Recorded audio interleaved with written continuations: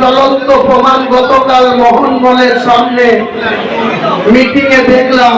একটা যুব ব্যানারে 21শে জুলাইকে সার্থকতা এনে দেওয়ার জন্য, 21শে জুলাইয়ের প্রচার করার জন্য নবনির্বাচিত যুব সাংগঠনিক জেলা সভাপতি তিনি মোহনমলের ওখানে একটা ডাক দিয়েছিল।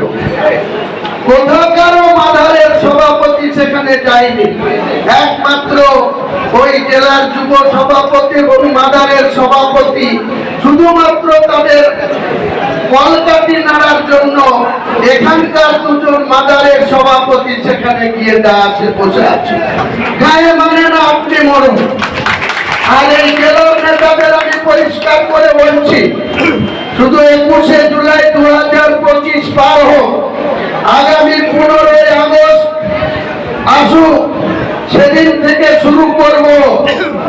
এই জেলার দুজন সভাপতিকে পরিষ্কার বলছি, ভরতপুরে কলকাতি নাড়া বন্ধ করুন।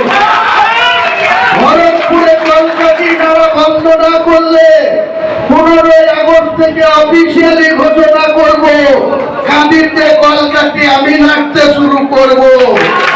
বহরমপুরে কলকাতি নাড়তে আমি শুরু করব।